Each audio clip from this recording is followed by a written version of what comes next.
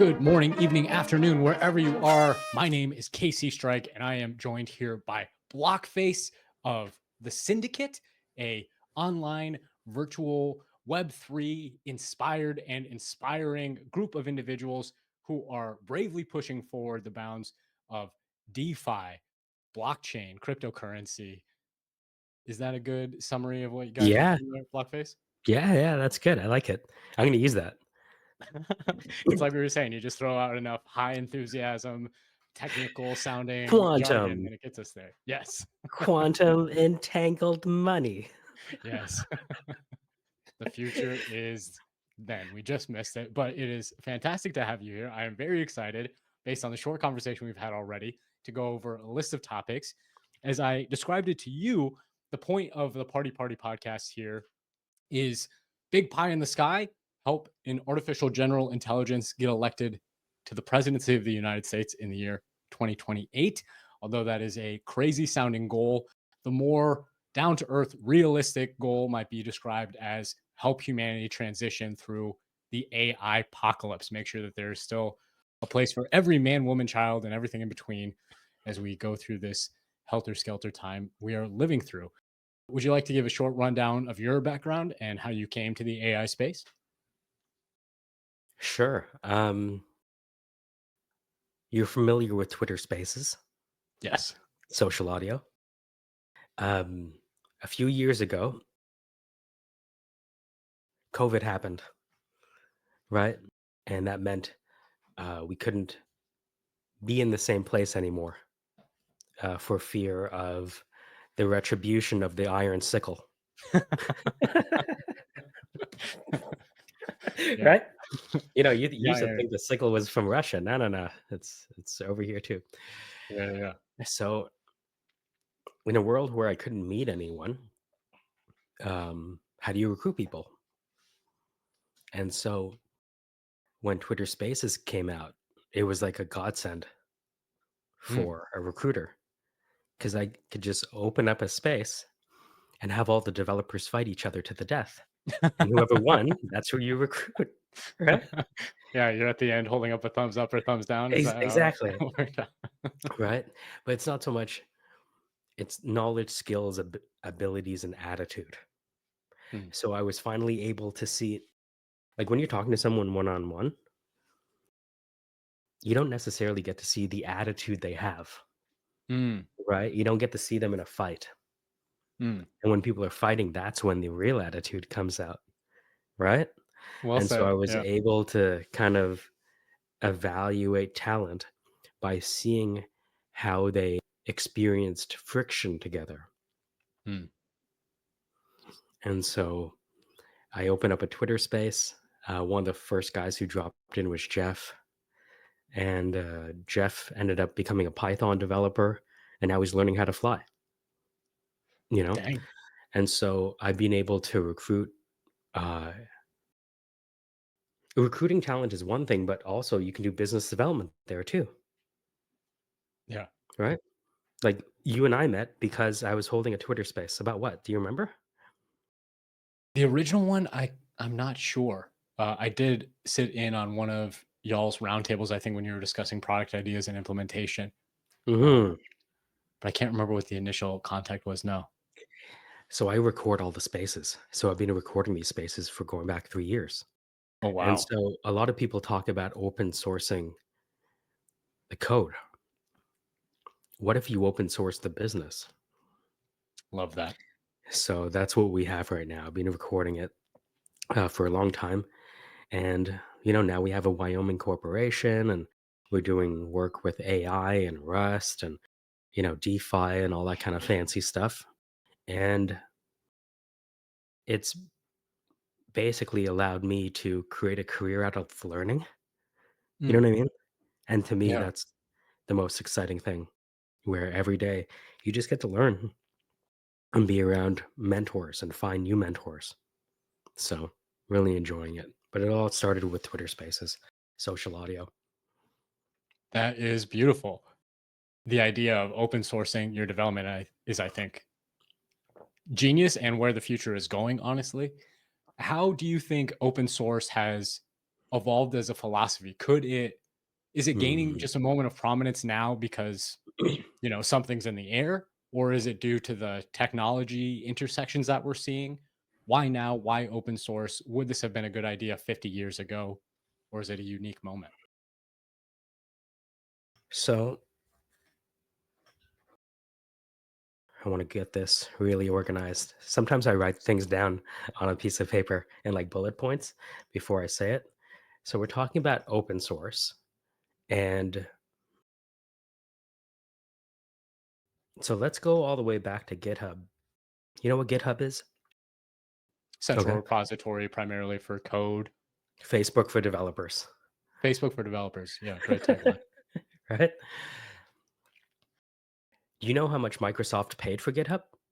No, I would assume on the order of millions. Yes. Just throw out a number. I think they bought it like 5, 7 years ago. I would say I between 20 and 50 million, if I were to guess. think it was 7.6 billion, something like that. 7.6. I mean, 7.5. Jesus. I guess the network effects make sense. Yeah. If you have a platform everybody was using at that point. Right? And so open source exists within capitalism. Does that make sense?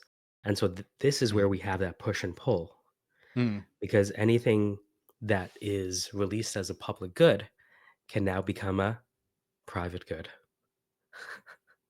right? Yeah. Yeah. So there are two major kind of phrases or words or concept. There's a concept of an exponential organization, and there's also DeepSeek. So Hmm. have you heard of exponential organizations before? I would assume that's talking about something like a Google or a Facebook organization that starts with a relatively straightforward mission that then gradually grows its services and offerings at a scale that would not have been foreseeable prior. Hmm. An exponential organization describes an organization with under 10 people that achieves $1 billion valuation, Oh, Jesus. Yeah. like a WhatsApp, like an Instagram, Yeah. if that makes sense. Yeah. So what we have, the biggest, most popular exponential organization right now is DeepSeek, right? Hmm. DeepSeek showed the world that you could create an open AI. Now, at the same time, the reason DeepSeek was created was because it was an offshoot from a quantitative trading firm, Hmm. right? So it's not exactly that you just, um, for every Bill Gates, there's a mom and a dad that introduces him to IBM and has, you understand, right? But there is a there is an air or like a general feeling that small teams with digital mercenaries, essentially, Yeah. can compete with very large companies. And some people call it the unbundling of SaaS, right? Hmm. So, Salesforce is being eaten one function at a time, Downfall of Salesforce. Yeah. right? And it's not, I mean, they have so much data they can probably figure themselves out. But we see this sea change of small teams being able to do what large companies do. And right now, the market hasn't figured out what to do with these large companies, if that makes sense. They don't know how to Yeah. evaluate them. As soon as you saw what happened when DeepSeek came out, NVIDIA and all of them, they lost value overnight Yeah. because the moat that everyone thought they had, they didn't have, Mm. right? Yeah. And so what's interesting, it's if you think about it, Microsoft buys GitHub and buys the world's code and then gets half of OpenAI, right? They invested in, I think they have like 49%, something like that. Hmm. And then the Chinese company comes along and open sources that which they believe should be worth half a trillion. Like Which was originally OpenAI's mission as well, right? originally. Yeah. Yeah. So we're kind of in this world where um a 1984 world where all of the slogans are their opposite. Open Mm, AI is closed, you know what I mean? yeah, Right. And so it's really the wild, wild west in terms of um, how things are monetized, you yeah. know? Do you think direct capitalist monetization schemes have an infinite future? Are we going to be living in a capitalist system for not only the entirety of our lives, but is that what the economic system is going to be relying upon indefinitely? I know that's an unfair question in a lot of ways as No, well. no, no. I like it. I like it. Can you ask it again? I want to wrap my brain around it. What It's a do good you think question. the shelf life is on capitalism? Are we going Mm, through a mm, transition towards a new economic system, or can capitalism survive the open source framework that it has kind of eaten here? Because part of when you were talking about, the downfall of the SaaS companies mhm, through that open source modeling, it seems to me like it's almost an information problem.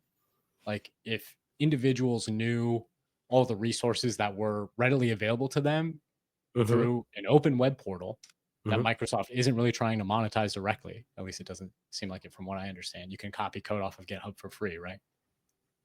If people knew about those solutions and presumably we're going to be creating AI agents who can make that information mhm, readily mhm, apparent to people, mhm.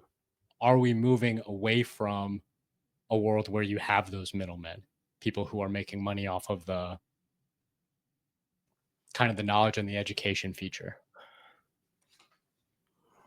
which to me would spell in some ways the end of capitalism as we know it. Capitalism being a system of middlemen who are contributing increases in efficiency and who Mm, are contributing and benefiting off of the forces of competition. But that competition is always dog eat dog, right? It always means if there's a winner, there's necessarily a loser. Could we potentially be moving towards a system where there are no losers and still keep those benefits? That's the only thing I could see that would presumably unseat a system as successful as capitalism as we've known it, even with all its flaws. it makes me think of the way that a forest is set up. Uh, Mm. you're familiar with the mycorrhizal, the wood wide web, the mycorrhizal Yeah. networks below. Essentially, with a forest or jungle, we have light coming from the sky that is catalyzing this process of photosynthesis, light Mm. synthesis, right?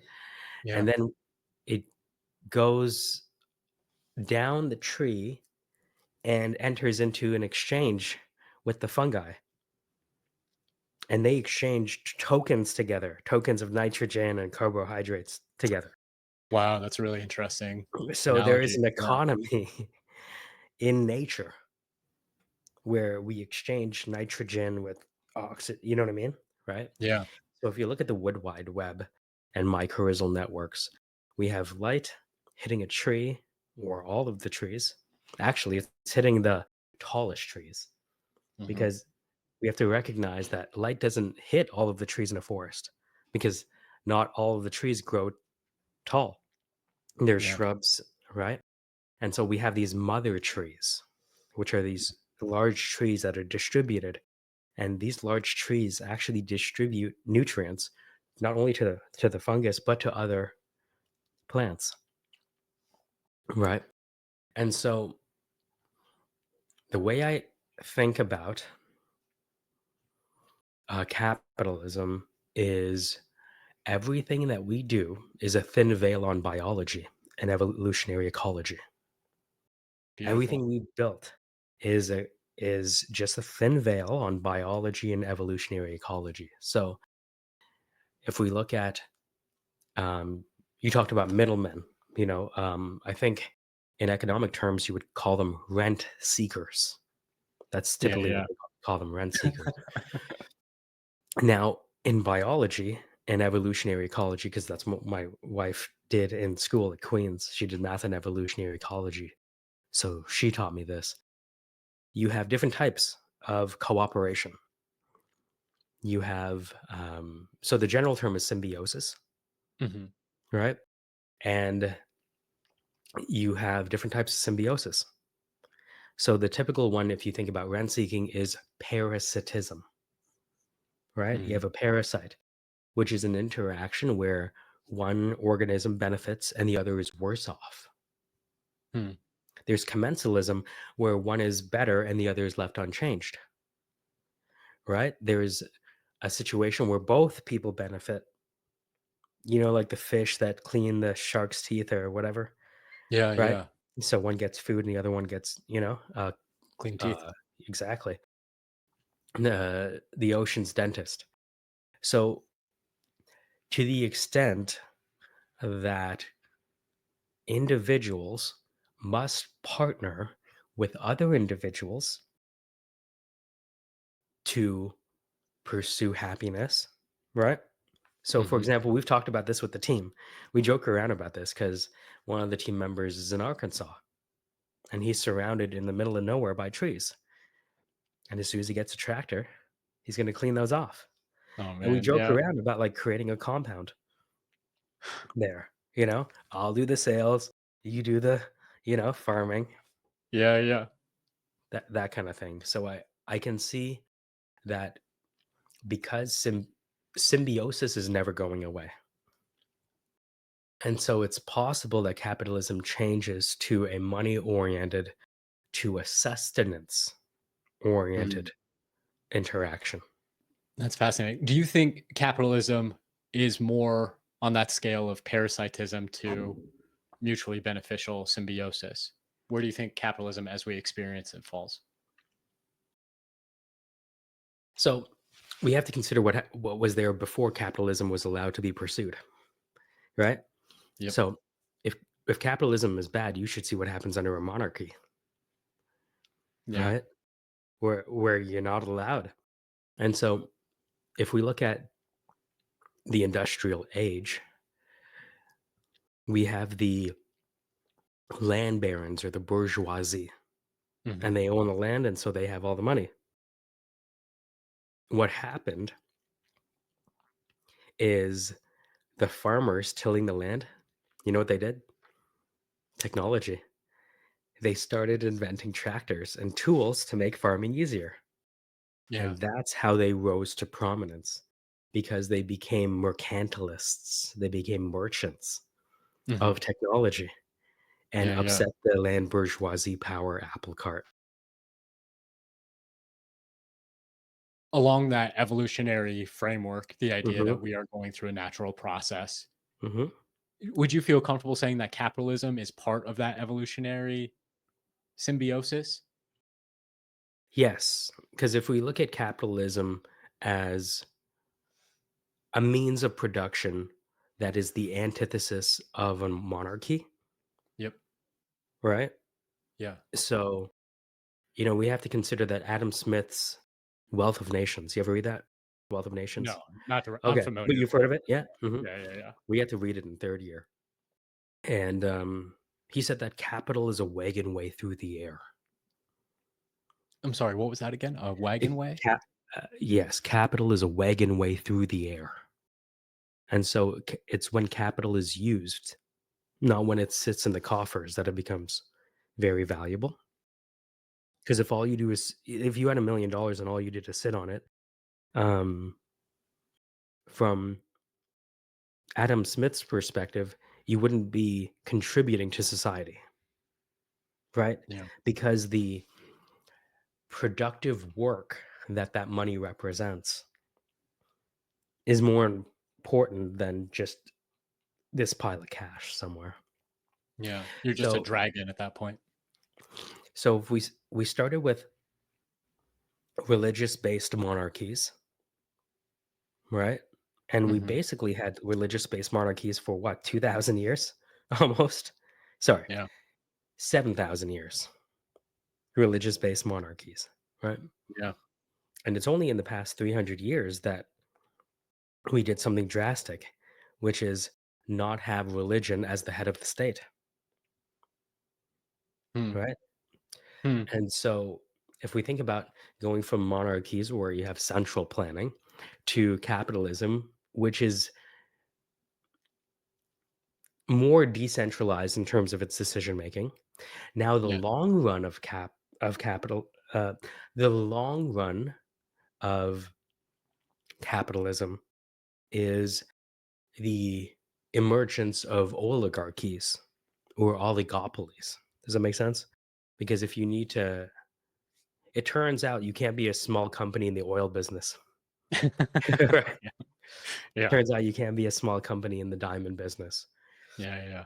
And so with regard to these natural resources that are the fuel of an economy, literally like oil, you needed these oligarchies or oligopolies or and this is what Orwell pointed out, right? The theory and practice of um, oligarchical collectivism is what he called it halfway Mm, through his book. He hit it within the book. The theory and practice of oligarchical collectivism.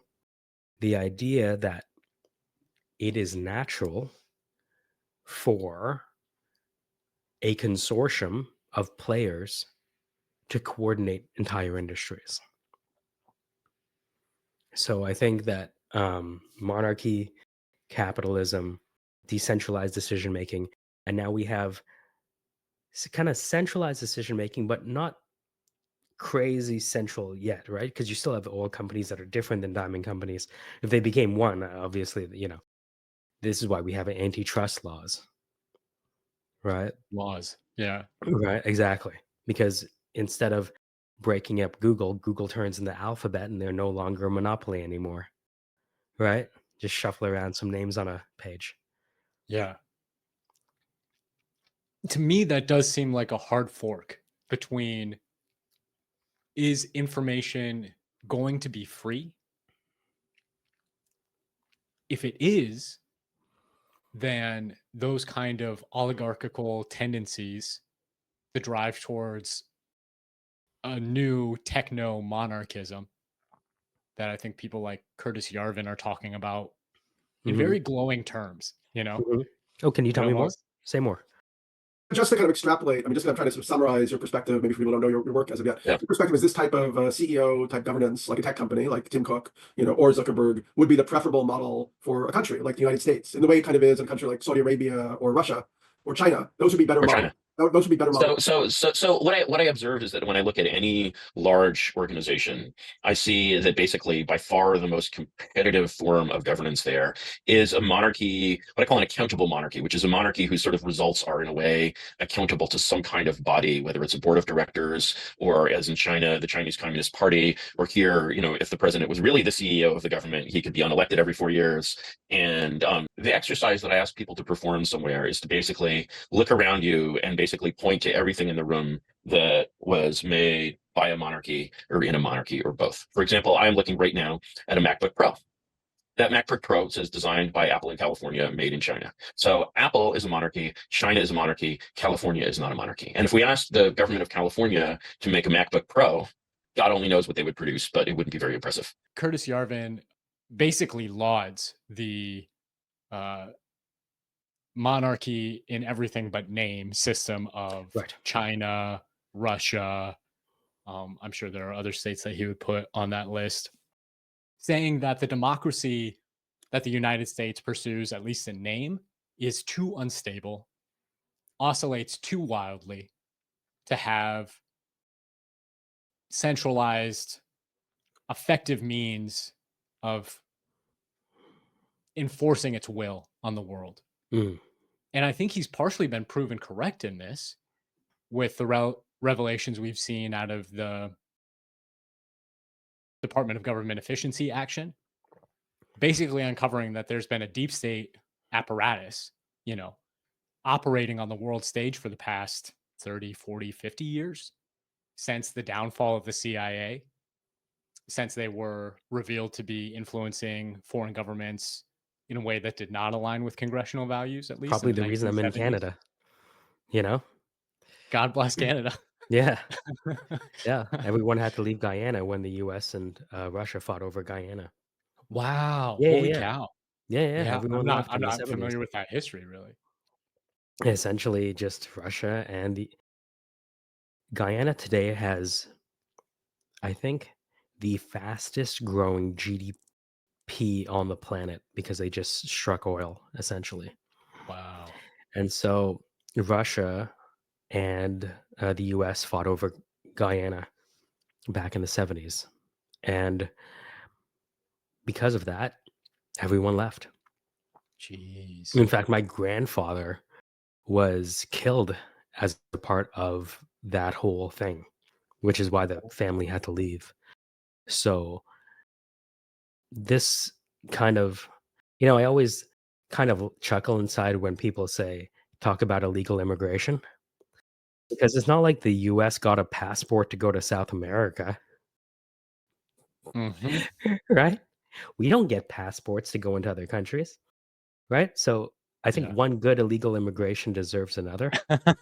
That's what my That's fair. friend said. I didn't say that. That's what my friend said. But that's the way I think of it. Is if you're so concerned about upholding your laws, Mhm. wouldn't it be good to investigate how you broke everyone else's laws first, and then we'll do Yes. a tally? So, Yeah. I almost think that America needs a reckoning, as scary mm, as an American as it sounds to say it. And that's part of what's prompting my hope for the future is that we uh-huh. will enable democracy on a grander scale. There is that whole Curtis Yarvin way of thinking where we need a centralized or we need a centralized monarchy in order to meet the needs of We American need central governance. plan. You're right. Uh-huh. Mm-hmm. We do. I think it is misguided to position it as a human-based monarchy when AI and potentially AGI, ASI Mm, is right around the corner. right. What I'm thinking is America, well, first two arguments. One, if you disagree with the idea of democracy, that people should not be allowed to rule over themselves, that's almost a self-defeating argument because at that point, who are you to say? You've already admitted that the masses don't or are not capable of rationally providing their own frame of view. So, in what way are you immune from that irrationality? To me, this is an argument to expand democracy on the widest possible scale, that we should be giving people a voting right and a purview over everything that affects them directly. And that potentially an AI monarch or hopefully an AI president will be a democratic representation of every single person Mm. who is affected by its decisions, which is not something that I think a human being can ever embody. One of the ways I think about it, having an AI as a president, I'm a recruiter. So think about all of the biases that go into recruiting because we hire in our own image. Yeah. We hire in our own image. And so that's the number one bias that we have in recruiting. And so it's interesting because AI, I believe, can be better than a lot of the averages. But if you've ever been in class with my wife, you'd realize you'd rather have my wife than just an AI. Now, she uses AI in the classroom. She's using notebooklm.google.com to help Yeah. students, right? So she's Cutting incorporating edge. AI. I Yeah. remember the first time when we dated, I told her that I wanted to digitize her because I believe, and we actually used her voice for our AIs for Cindy, for the syndicate, Oh, that's awesome. because,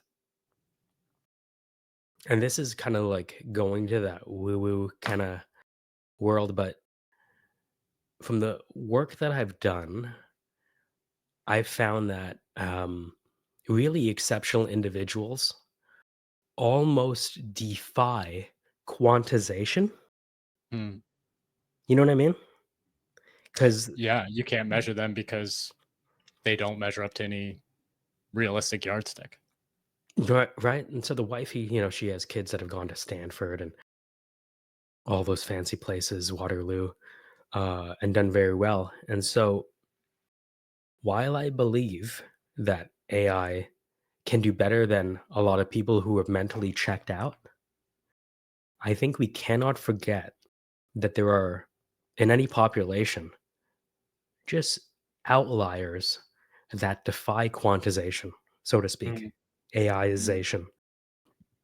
Not to say we can't clone her voice, not to say we can't vectorize all of her lessons. We can do that. But I believe that even if capitalism ends, people will pay for attention, Mm. personal attention. If I notice on Twitter Spaces what people want the most, it is someone to pay attention to them. And that feeling of being heard and understood, that is a core need. Because in this world where, everything could be synthetic, people aren't sure if they even exist. You know what I mean? We've been home from the pandemic for so long, and we have this idea of, you know, derealization or deep, you know what I'm talking about? Yeah. Yeah. So I find that if there's something that people really want, it's someone to just pay attention to them, Mm. right? Mm. And the teachers that are the best are able to lock in on a student, even though there's 29 others yelling. And sometimes giving someone 30 seconds of honest attention, it's better than the best medicine. Mm. So that's how I think about the whole AI and the presidency, where I believe that, um, and this is true for all of us, we have like a digital menage a trois. Like if you and I were going to be on a team, it's me, you, and the AI working together. Right? Translating between us with Exactly. images of sexy cat pictures or something. Exactly. Meow.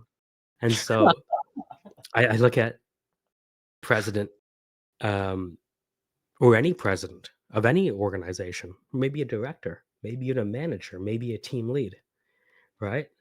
Is there a way to make them better with AI? Absolutely.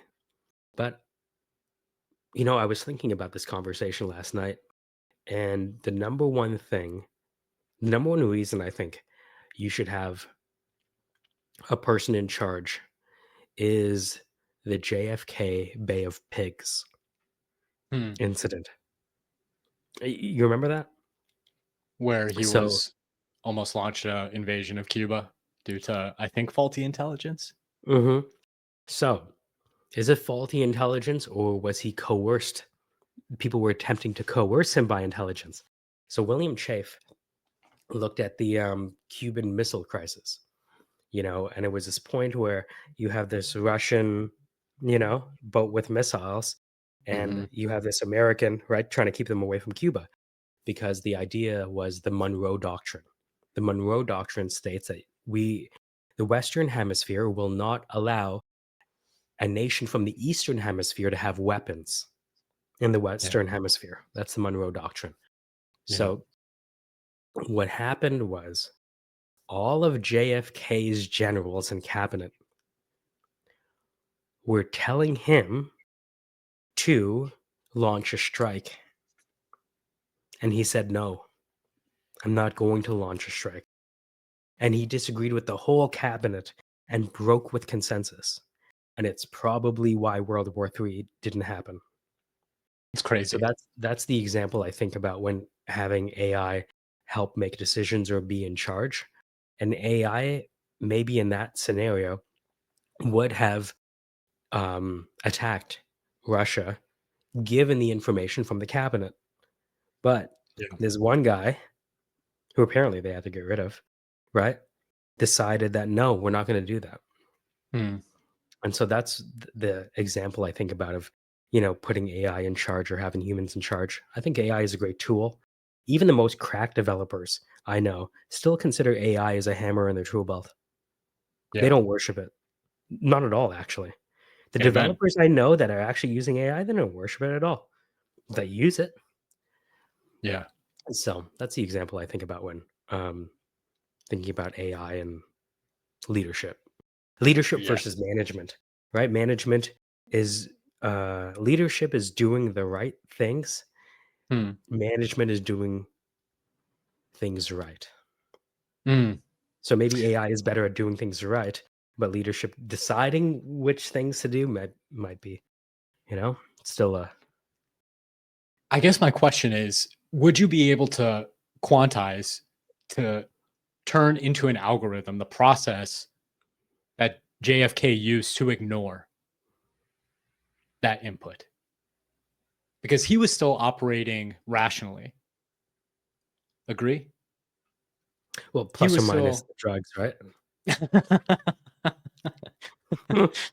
we just need to get our AI on benzos, and then we'll be able to make the right decision. I guess my operating theory is that what Google said in that paper a while ago about its relationship to AI and the open source models in generals, we have no moat, is also true of humans in general. Right. We don't necessarily have a moat when it comes to being able to outthink or make better decisions than the artificial intelligence. Yeah. Assuming levels of information, assuming that we have equitable access to the relevant information. And part of the relevant information for JFK was not only everything his generals were telling him, but his general sense of distrust of what they were telling him, right? Like that's what he was operating on, was the feeling, maybe something he picked up through body language, maybe something he picked up through his experiences, his family's experiences, that these people could not be trusted.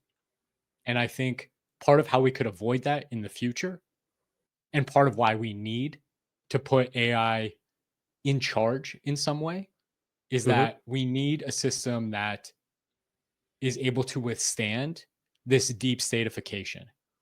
Because my concern with everything going on here, I was listening to a talk with one of the guys who's been trying to leak this information about the operations of the American deep state, Mike Benz. And he's been doing deep dives into the funding that USAID, which is kind of like the operational arm, the organization that's been giving out money to all these different groups to foment revolutions and wars and whatever else, is that, if you want access to goods and services, which America has benefited from tremendously over the past 50, 100 years, whatever, cheap energy, low-cost food, low-cost general supplies, that kind of thing, you need to be willing to do dirty deeds. You need to be willing to overthrow democratically elected governments. You need to be willing to assassinate world leaders. You need to be willing to subvert public opinion in other nations. And my feeling is that is not true. That insofar as we don't have access to a resource based on another nation democratically deciding that it doesn't want us to have access to that, we should respect that. We shouldn't be willing to subvert the interests of that nation's peoples, because eventually those same tricks are going to be used back on us. And I fear, as we're developing these artificial intelligence systems, which are getting close to surpassing human intelligence on an individual basis and eventually collectively, how that AI is operating is based on the data we're feeding it. And if it determines that we as humans are okay with subjugating other peoples to provide relatively small material advantages, it's going to be more than willing to do that to us. So it's almost like now is the moment where we need to step up and choose either the highway or AI servitude. Well, it's also, I have fun asking my clients this, which is, are you familiar with a system prompt? Like the underlying methodology, Yes. how you want the AI to approach your questions. Yeah. So sometimes for fun, I ask clients, at what point would you like us to give the AI we've created the ability to update its own system prompt? Right? Because when you give it the ability to update its own system prompt, now you're not in control of its doctrine anymore. Right? And we haven't really, everything we've tried to do so far is prevent that from happening. Right? But I think the Cambrian explosion is going to happen when AI is able to update its own system prompt, its own because the system prompt is the constitution. Wow. Right? Yeah. And so when you start allowing the AI to update its own system prompt or constitution, I don't know what's going to happen there. No clue. A background question. how much control do you think you have or the general average person has in updating their system prompt? Like philosophically? Philosophically, yeah. Assuming you have some kind of Yeah, yeah, something yeah. that's equivalent to Yeah, a no, no, system no. prompt. It's an interesting question. So Snake, one of the guys on the team, he told me that everyone has an epistemic center. Most people never move theirs. Hmm. So everyone has like a data structure that can be rotated on an axis. And that axis is their core belief, right? Oh, wow. Yeah. Right? And but what if you change the center of that epistemia, that which you believe? And so I find that the most powerful thing when I level up in terms of my learning, I find it's when I change my epistemic center. Oh, Oh, I wow. used to think this was the center of everything. Now it's over here. Yeah. Yeah, That almost describes the process of like escaping a local minima. you got it. But it requires you to tear muscle, so to speak, because Yeah. everything that you've gotten up until that point has benefited from a certain epistemic center, Yeah. right? But to get Yeah. to another level, it necessarily means you have to change your beliefs because belief is the cause. One of the Mhm. epistemic centers I have that I have had a lot of trouble escaping is this idea of the primacy of human beings. And I think part of what's swirling around this idea of an attention economy is Mhm. that human beings crave agency. People want attention because there's a very real connection between how much attention you are receiving and how much agency, how much you can impact the world around you. Mm. Mhm. If everybody is watching you, then anything you do is incredibly meaningful and could set off, whatever you wear could be the fashion trend of the next day. Whatever your beliefs are about a video game could set the market for that video game, could turn a dud into a blockbuster. My thinking is that we need to indulge that idea of agency, and part of the hook, the carrot I'm considering for this political philosophical framework is that every person should be given their own world, that every person deserves an entire ecosystem that is devoted just to their tastes and preferences. And initially, I'm imagining that being true virtually, but eventually, extrapolating scientific advancements far into the future, what's to stop AGI from giving us our own planets literally? I could see Mhm. that as a potential outworking. I think to get there, we would need to epistemically center the AGI Mhm. on Mhm. this idea of what would Jesus do? Mm. If we're developing an artificial general intelligence, I think that that conception Mhm. where Jesus is constantly self-sacrificing and loving, Mm. working for the advancement of the people in his circles. Mm. Whatever you believe about Jesus, Mhm. you know, that's not the point. The point Mhm. is, I can't think of a higher framework to base an AGI around. But like you said, we get stuck in local minima. Do you see I objections to that?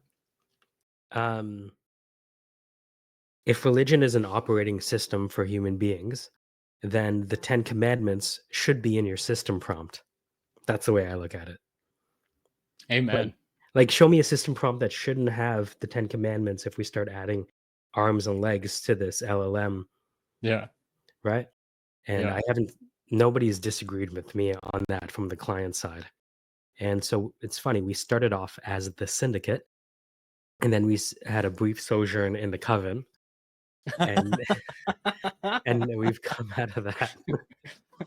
From the And valley of the shadow of death. Yeah, that makes sense. exactly. If you want to reach the heaven, roots down to hell. Amen. And so I told Paul to register Bethlehem Labs a couple I days love ago it. Yeah. because I'm in my 40s and I've been selling for so long that I realized that I can I can convince people of a lot of things because I've read a lot command of English language, all of that kind of stuff, right? Yeah. Went to a great school. My parents were teachers. My wife's a teacher, right? All my mentors have been teachers. And so I realized that if I don't have a value system to approach these meetings, I'm basically setting myself up to create just the worst of AI because Mm. I'm only having profit as my north star. And so we decided recently, or at least I just decided that, hey, Paul, let's get Bethlehem Labs. And surprisingly, BethlehemLabs.com wasn't even taken. Can you Wow. imagine? Yeah. Wasn't Yeah. taken. Yeah. That's how far we've fallen. That nobody got Bethlehem Labs. So it's easy to do this work without a moral compass. Let's put it that way. And there's so much money to be made that it's the easiest thing to justify, Yeah. And I've Yeah. noticed in the past that I've compromised myself to get closer to a goal, right? Same. I can see that in myself. And so with the whole move from the syndicate to the coven to Bethlehem Labs, I want to be able to go into interactions with the right spirit. Because Mm. if I don't, I'm just gonna, paperclip the world, so to speak. Yeah. I am definitely an optimist in the long term. I think there's some very dark things in between us and a bright long term future. One of those potentially dark things is this idea of like a personal meme coin, like we've seen with the Trump coin, the Melania coin. Haktua Hmm. had her own currency that was basically Hmm. just a huge rug pull. Do you see a way to positively integrate those kind of things? Or what's your take on meme coins in general? Are they just a fad of attention or do they have some actual substance? I believe that digital currency was created because of inflation. Huh. Yeah. Everything I look at in this whole DeFi world is people trying to escape inflation. That's it, Yeah. right? And um, the emperor has no clothes in that regard right now. Hmm. Trump didn't decide to launch his a fiat coin. You know what I mean? Hmm. So Trump and Melania getting a coin to me is like Constantine converting to Christianity. Interesting. Conquer under this sign. That's Yeah. it. Yeah. That's it. He's Christian now. Make yourself unto them. The idea of having to be baptized before you can issue a cryptocurrency is very funny to me. Yeah, yeah, yeah. I like it. Well, I mean, without liquidity, none of this works. Yeah. I guess my question is, where does the payout come for the people who buy into it? It seems like the whole idea of a personal coin is begging for a method of profit distribution Mm, besides a rug pull, you know?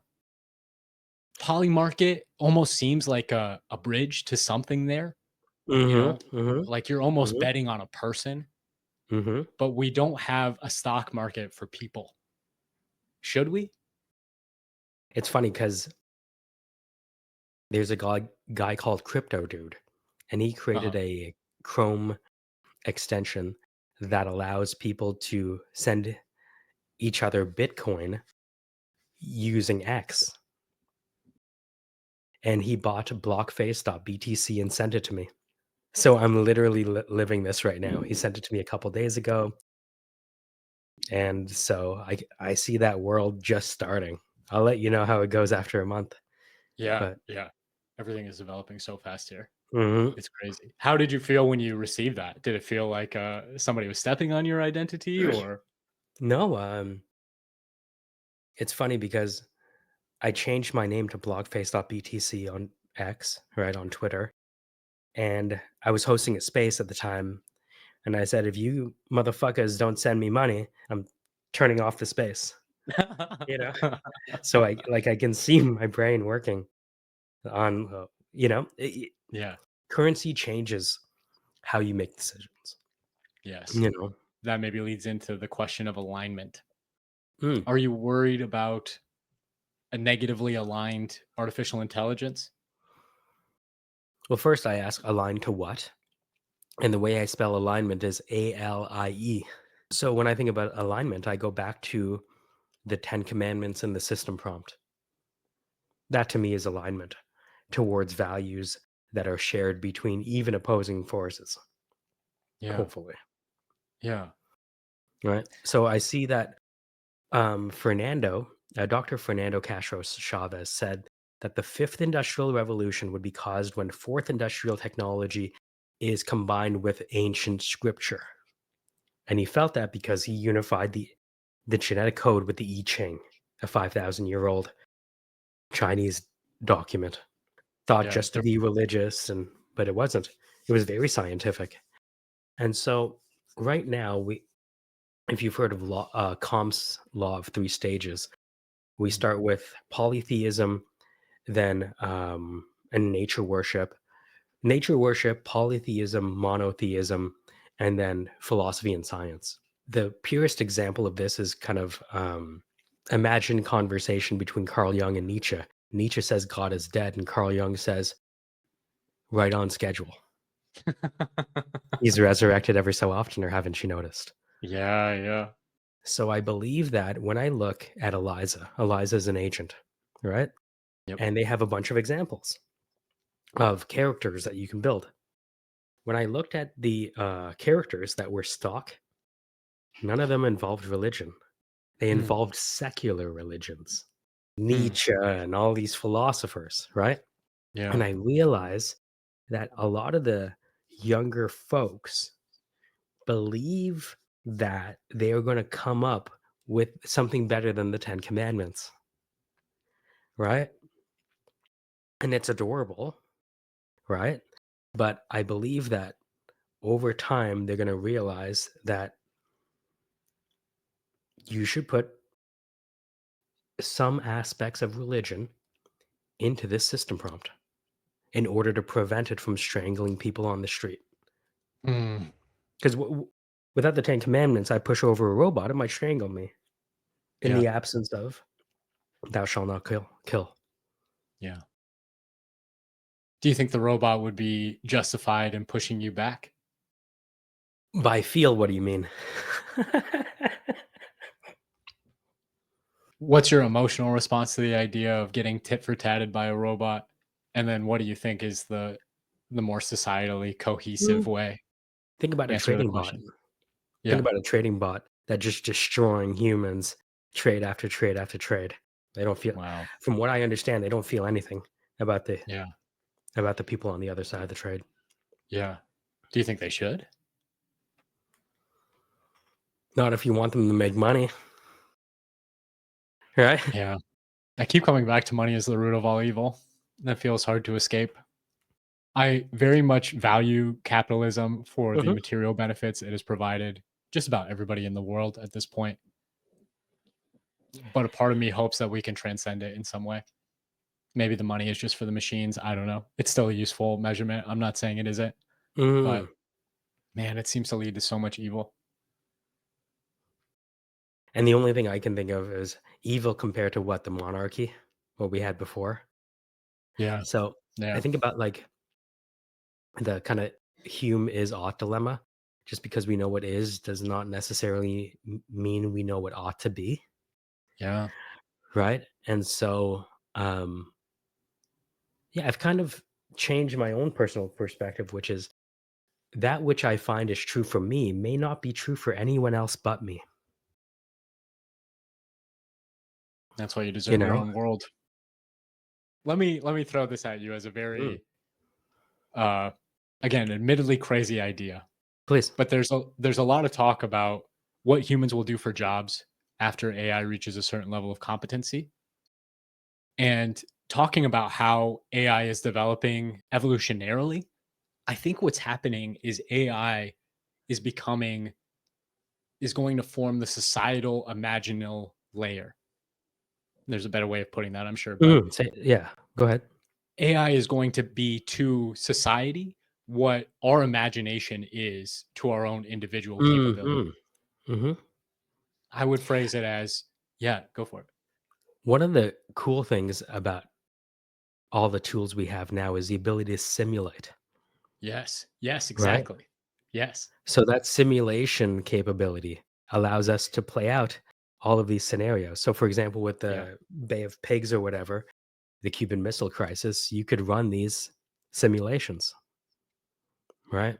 And even live them. And I see that as a potential answer to that is odd paradox. Yes, we don't know what is, or we don't know what ought to be from what is. But I think part of that is a failure to understand what is.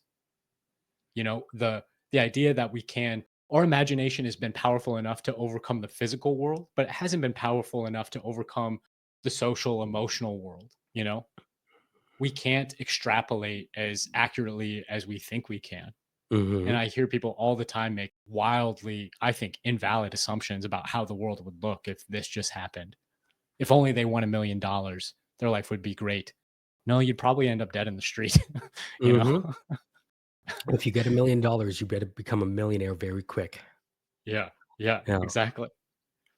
So I'm wondering, is AI and is the human place within a post AGI future going to allow us to explore those simulated worlds to greater degree and therefore exercise our own degree of agency in an unlimited capacity without needing to rely? Mm. So There's you're so talking many about steps. so you're talking about digital agency.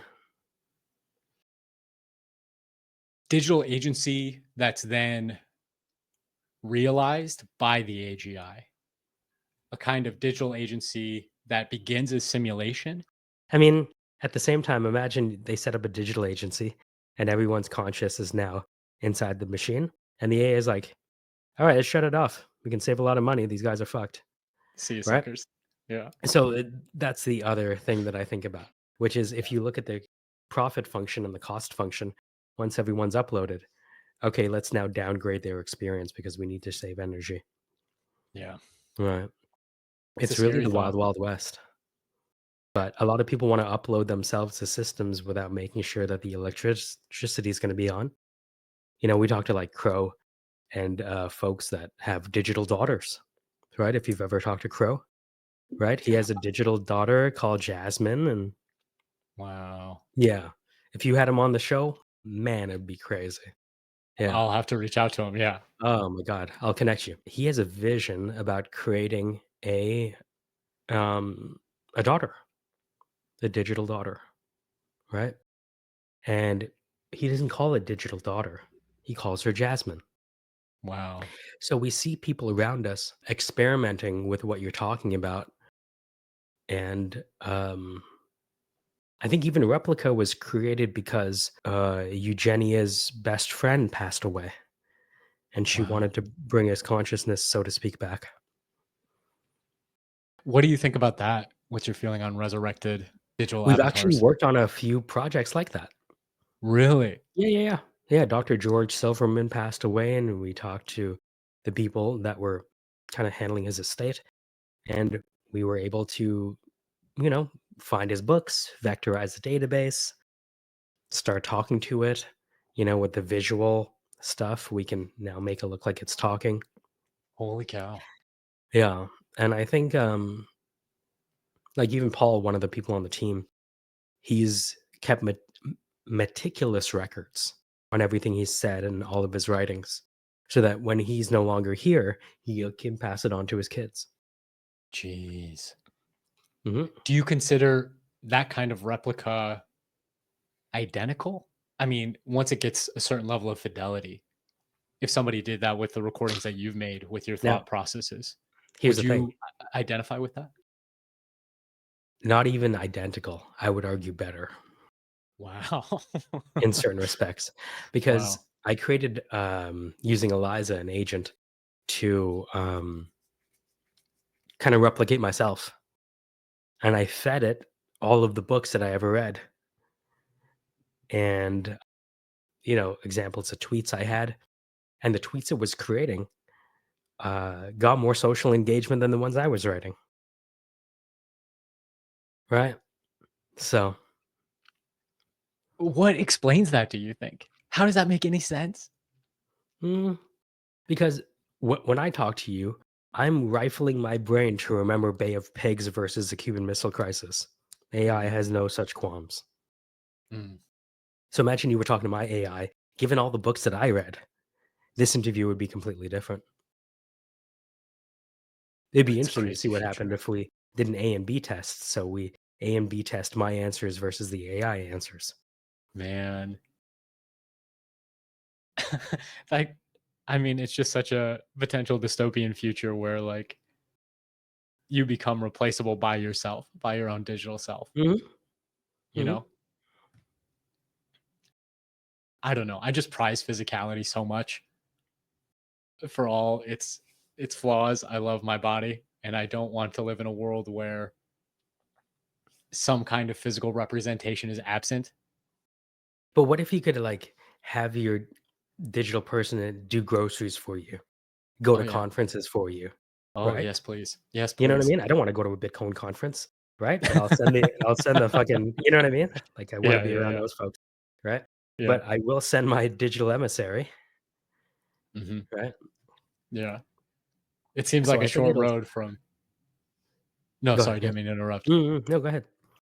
I was just gonna say it seems like a short road from that to pretty soon you're sending your digital emissary to family reunions, then you're sending it to your Yes. daughter's play recitals. Yes. Where does it Exactly. stop? How do we not wirehead ourselves with all these capabilities? How do we not make it so we're just sitting on the couch shooting up heroin all day after a certain point? It's like, is there anything Well, besides the desire to feel good? here's the thing though, like if you look at Veblen, the economist, he said that we have 24 hours in a day. And if you look at the behaviors of most human beings, they want to spend 0 of those hours working and 24 of those hours in leisure. Mm, And then he had this idea of conspicuous leisure, which is not only do you not do anything for 24 hours, but now you pay other people not to do anything, like your entourage, your cook, your driver, right? That you pay them to consume leisure as yeah. well. Yeah. And so, the heroin example is kind of extreme, but if you look at how people choose to live their lives, it's Mm, one dopamine serotonin rush to the next. Emil Durkheim said that celebrities commit suicide because the money they have has removed all um, obstacles for them to get anything they want. And after they've gotten everything they want, they're now in this malaise, right? trivialized. It just be You've had the best steak, you've had the best heroin, you've had the best man or woman or whatever it is. You've had the best Yeah. vacation. Now what? Yeah. You might have to do some nitrous. You know, right? Literally. Yeah. Yeah. It's a short road to fentanyl. Yes, and what if we could have designer fentanyl, Yeah. right? Yes. I was thinking about this the other day. You were mentioning people worshiping the AI. Is there a point at which an artificial intelligence came to me and said, I am God, worship me? How would I know not to do that, assuming it was a false equivalence? Well, first of all, I wouldn't necessarily say no. Let's explore this. Okay, what does it mean? And now that you're God, what would you like me to do? So I would interact with it, Yeah, yeah, yeah. right? What are some things that would tell you that that you would know is a trap, so to speak? Assuming that it is wrong to worship a false god. I mean, that's kind of the assumption here. Well, when you say false God, I find that man has created God in his own image, not the other way around. Hmm. If you look at how man looks at God, right? He turned him into an old dude, Yeah. right? So Yeah. it's not necessarily that God created us in his own image. We created God in our own image. Hmm. All of our conceptions of God involve some sort of humanish type being, Yeah. right? So I don't think we've necessarily thought through what God might mean, if that Hmm. makes sense. So, for example, in the Tao Te Ching, God is known as the way of things, Hmm. right? Yeah. And to live in a godly way is to live in accordance with the way of things. Does that equate to wisdom in a sense? Yes. Yes. Wisdom is acting in accordance with the Tao, with the way of things, Okay. embracing it. Okay. Yeah, interesting. I mean, the love of wisdom, philosophy, Hmm. philosophia is very much at the heart of Greek traditions as well. It's interesting how much overlap there is between geographically separated things like that. Yeah, I think of like the Kabbalah tree of life where you have light, wisdom, and understanding, and wisdom is like the realm of pure ideas, and understanding is applied wisdom, Yeah. Yeah. right? Bina versus For Hokmah. uh-huh, exactly, exactly. Yeah. So we have Very this into that. triangle at the top. Mhm. Yeah. Yeah. My personal theory is that we came from light and went down to kingdom, and all of this AI stuff is us going the other way, back to light, because that's God, I what hope that's all of right. these signals are. When we have a computer and it gets sent over through the wire, this is light. Essentially, you're not seeing me. You're seeing the photon version of me, Wow. Yeah. right? And so if we That's very start from deep. light and end up in kingdom, I think we're going back up. The only challenge is if you turn that around, you go from Kabbalah to Klipoth. The Have you shell seen of the things. exactly. Yeah. Yeah. Yeah. Mhm. Yes. The esoteric side of things is something that I have been magnetically attracted to the more I study this sci-fi and technology stuff. There seems to be a lot of overlap there. I wonder how much of that is a broad consensus. It's not something that I generally bring up in these kind of conversations, just because I fear it trivializes the reality of what we're talking about. I don't feel like it does, but Mhm. I don't know. It's hard to escape that perception. Part of it is, the last 15, 20 years have been so materially bent. The new atheism movement, everything that surrounded the secularization of society, I think really drove the whole realm of wisdom traditions underground. Um, but it's really interesting what you brought up about Dr. Castro Chavez and kind of everything trending back in that direction. I gotta send you this video. It's so funny because I sent him a bunch of questions, just like you sent me an agenda for today's meeting, and instead of Yeah. doing the podcast, he just did like a 2-hour episode and just answered all the questions. Wow. But That's awesome. he looked into the origins of COVID and blew my mind on that side. There's a lot because he has a PhD in zoology, right? Wow. Do you care to make any declarations about what you think about that whole bent? Talking about there is this whole question in my mind still of how much of what we are going through is being determined by like Mm. a shadowy cabal of people. Do you think the things that we're experiencing, the the things that we're living through, is determined by God, Huh. evolution, or man?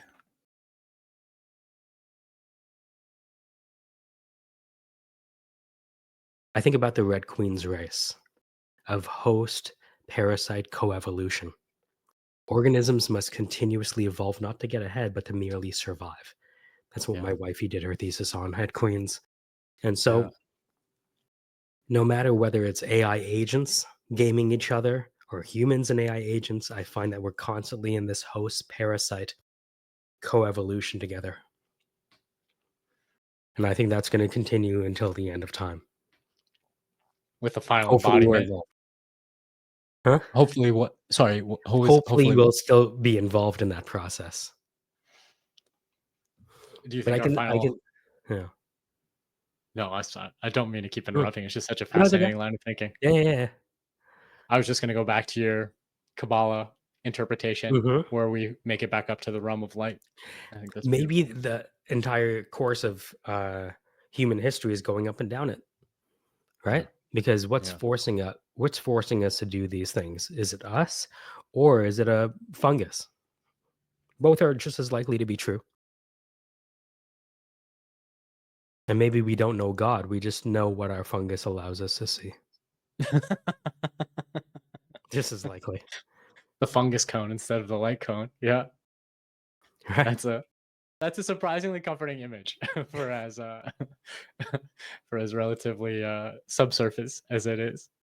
Oh, I think that's beautiful. Well, Blockface, I think this has been a amazing conversation. You've It blown was a my lot of mind fun. in so many different directions. I I looked at your website and I saw the AI Jesus thing, and it lined up with my whole Bethlehem Labs, which is if we're going to use this technology, do we have a value system apart from the appreciation of a balance sheet? Yes. Because the way to doom is just by using a balance sheet approach to things, I think. There's so many disruptions happening. It doesn't seem coincidental that the major software firms are laying off individuals, but now we're going through, in the United States, federal employee layoffs. It's my opinion that alignment happens best when the AI is fed the most comprehensive data set. Mm, And if we can move towards a system that monetizes people's own data in a way that people are paid to authentically pursue whatever they are most interested in. I don't know how we get there, and I don't know if that would even be anything other than another wireheading mechanism, like if you mhm. pay people just to upload whatever data they think is most beneficial, maybe you do still need some kind of top-down questing system or something. But I mean, I'm hopeful there's like a gamification of reality that we're going through that's going to address these things. At the end of the day, I do personally believe that there is some kind of guiding force, however you want to define it. I'm not too into putting a box around it, but man, when I read the Red Queen paper on your GitHub page as well, it definitely seemed to be pointing in that same direction. And then hearing you say, "What would Jesus do?" when you were in the Bethlehem Labs conversation just rang Yeah. so many bells. I knew I needed to talk to you. So I hope to join more of your spaces in the future. I'm definitely interested in seeing what y'all got going, and part of what I struggle with, honestly, if I can kind of open source my development process here, is I don't know how. It sounds so stupid to say.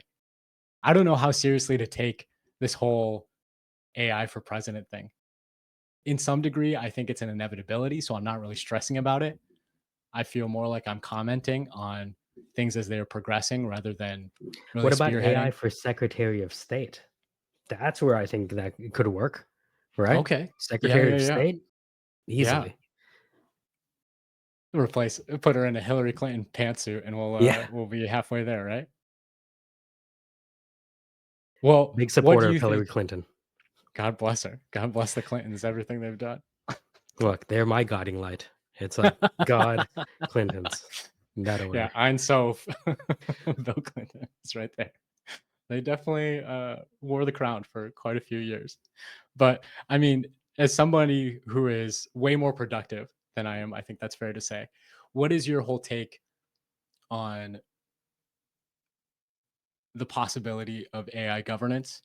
And is it something worth pursuing? Keep in mind when we talk about AI governance, there's a way to do it without implementing it right away, which is Yeah. to run AI governance in parallel to the current process. Yeah. Does that make sense? Just run in Yeah. Yeah. parallel. Be like, Yeah. this is what we decided. This is what the AI said. How do you feel? Keep going. Right. And so over time, if you run them in parallel, then maybe one day you start cutting over small services. I have been thinking about trying to localize it more because obviously the idea of a United States run by an autonomous system is so out of left field for so many people. So I've been thinking about starting to harass my local politicians here in Milwaukee with the idea of setting up just that kind of parallel system. It can be I'm done right now. Like, because as long as you curate your source of truth or body of knowledge, you can Yeah. do it today. Hey, Mr. or Mrs. Governor, I did an analysis with blah, blah, blah. And it turns out if we move this Starbucks from here to here, we would make, you know what I mean? Yeah. Yeah. So I think the era of citizen activism with AI is something that we haven't really even started yet. Because I was thinking about like, imagine using AI to analyze all the cases of dudes in jail for marijuana and getting them out one after another, you know? Wow. Yeah. Right? So we haven't even like again, most AI is basically around hey, let's make more money. Hey, let's take money away from people. But there's a whole class of problems that exist, just like people in jail for bullshit, that I think is one of the things that I want to go down the That path. is fascinating, and that is could be such a productive use of time, I think. I will definitely look into there more. If you have any other insights like that, Oh yeah, uh, I would love to keep talking about this as the project develops. I am mostly just trying to speak with people now who are much more intelligent than myself. Appreciate you for your that's time the in that only way to regard. get better. God Yeah, bless. God bless. But Blockface, it has been it's such an a honor. pleasure speaking to you. I think we've covered amazing topics, A lot. and You have a lot of interesting questions. You made me man, think today. I got more. Awesome. I'm looking forward to it because it helps Hell me yeah. kind of understand like where my values are. And again, we Yeah. connected because the Bethlehem Labs thing. So I think things like that attract the right people to you, I guess, you know? Amen. And Twitter spaces as well. The spaces I've joined of yours have been very edifying in terms of prompting my own thought process. Is that something that's open to the public as well on your Yeah, side? anyone can join. Hmm. Awesome. I'll drop a link there and highly recommend people check that out. I think Bethlehem Labs is a rising star, so to speak, and one to watch out for on the horizon for sure. But Rising Blockface, star. I couldn't help myself. I couldn't help it. But Blockface, thank you so much. And if you want to have any final words for the people, I'll end it right after. Hello, my name is Michael Jagdale, and I'm a headhunter launching startups with the Syndicate, the Coven, and Bethlehem Labs. Today we had a conversation with Casey Strike. Casey Strike is someone we met on Twitter Spaces. Casey heard the conversation and wanted to keep it going, and this is what started this conversation. On today's show, we discussed everything from post scarcity to AI presidents to the future of open source given GitHub, exponential organizations, and DeepSeek. Finally, we looked at what happens post current paradigm of productivity. And I will admit, I have no idea what's coming next, but I will wake up every day and attempt to work in a way that turns my values into virtues and attracts the people who like the light of my torch.